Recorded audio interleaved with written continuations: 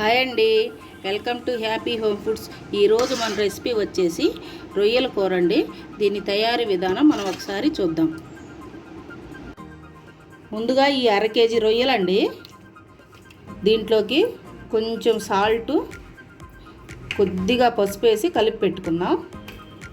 ఇట్లా ఏదన్నా నీసు వాసన ఉన్నా పోతుంది. ఇట్లా కలిపేసి ఒక 5 నిమిషాలు వదిలేసి ఈలోపు స్టవ్ వెలిగించుకొని ఆయిల్ పెట్టుకుందాం. వేడైందండి, కొంచెం చెక్క లవంగాలు వేసుకుందాం, కొంచెం బిర్యానీ ఆకు,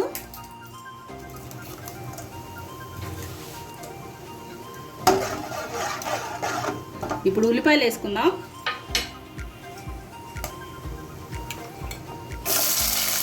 ఒక ఉల్లిపాయ వేసానండి, పెద్దది, ఎక్కువ వేసుకోకూడదు, కూర తీయగా ఉంటుంది. దీన్ని ఎర్రగా ఫ్రై చేద్దాం ఉల్లిపాయల్ని. ఇదిగోండి ఉల్లిపాయలు వేగిపోయినాయి. ఇప్పుడు పచ్చిమిర్చి వేస్తున్నాను 4, 2 రెబ్బలు కరివేపాకు.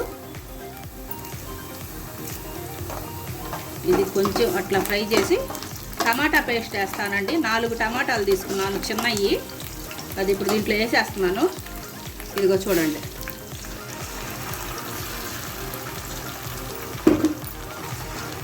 ఈ టమాటా పచ్చి వాసన పోయే వరకు యాగనిద్దామండి, ఆయిల్ పైకి రావాలి.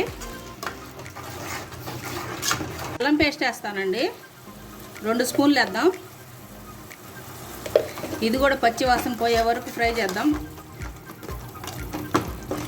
ఈ గ్రేవీలో నుంచి ఆయిల్ బాగా పైకి రావాలండి. ఇదిగోండి మొత్తం బాగా ఏగిపోయింది, ఆయిల్ పైకి వచ్చింది. ఇప్పుడు మనం పసుపు, కారం, ఉప్పు 3 వేసుకుందామండి. ఇదిగో 2 స్పూన్లు కారం, తగినంత ఉప్పు, 1/2 స్పూను పసుపు మొత్తం వేసేస్తున్నాం. ఇది కూడా పచ్చి వాసన పోయే వరకు ఒక 2 నిమిషాలు ఫ్రై చేద్దామండి ఈ ఆయిల్లో.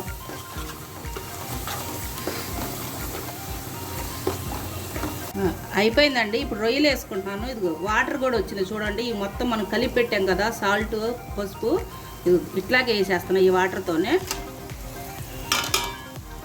వేసి మొత్తం ఒకసారి కలిపేస్తాను. మన రొయ్యల కూర ఇది మా పద్ధతిలో చేసి చూపిస్తున్నానండి. చాలామంది చాలా రకాలుగా చేసుకుంటారు కదా, మా ఇంట్లో మేము ఇలా చేసుకుంటాం. మొత్తం ఇలా కలిపేశాక ఒక 5 నిమిషాలు సిమ్లోనే వండుతానండి. దీంట్లో నుంచి వాటర్ బాగా పైకి రావాలి. సిమ్లో పెట్టేస్తున్నాను. ఇదిగోండి ఇలా వచ్చింది చూడండి. 5 నిమిషాల తర్వాత ఆయిల్ కూడా బాగా పైకి వచ్చి చూడండి, ఇట్లా రావాలండి కూర. నేను 2-3 సార్లు కదిలించుకున్నానండి. 5 నిమిషాలు అంటే ఇట్లాగే వదిలేయలేదు. మీరు కూడా మధ్య మధ్యలో ఒకసారి చూసుకోండి, లేదంటే అడుగంటుతుంది. ఇప్పుడు నేను వాటర్ పోస్తున్నాను, 1 గ్లాస్ వాటర్ పోస్తున్నానండి. ఇంకా కొద్దిగా వాటర్ పడతాయి. మొత్తం 1.5 గ్లాసు వాటర్ పోసానండి. రొయ్యల కూర ఎంత ఎక్కువసేపు ఉడికితే అంత మంచిదండి, లేదంటే వాసన వస్తుంది.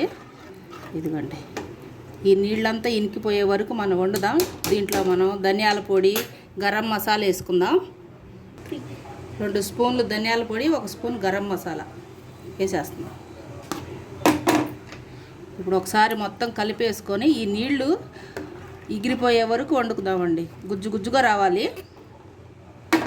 మూత పెట్టేస్తున్నా. ఇదిగోండి చాలా వరకు ఇనికిపోయింది వాటరు.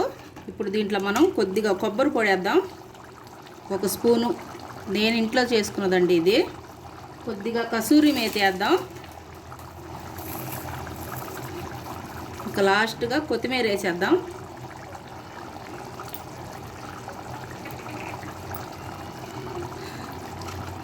ఇది మొత్తం ఒకసారి ఇట్లా కలుపుకొని ఒక 2 నిమిషాలు పెట్టేసి నేను దింపేస్తానండి. ఇంకా అయిపోయిందండి. ఇదిగో దింపేసుకున్నాను. ఇదిగో చూడండి ఎలా వచ్చిందో. నేను దీంట్లో చింతపండు పులుసు వేయలేదండి. చింతపండు పులుసు బదులు టమాటా పేస్ట్ వేసాను. మీరు కావాలంటే టమాటాలు తీసేసి చింతపండు పులుసు అయినా వేసుకోవచ్చు. ఇంతేనండి, మన రొయ్యల కూర రెడీ అయిపోయింది. మా వీడియో కనుక మీకు నచ్చినట్టయితే లైక్ చేసి, షేర్ చేసి, సబ్స్క్రైబ్ చేయండి. ఇంకో వీడియోతో మళ్ళీ కలుద్దాం.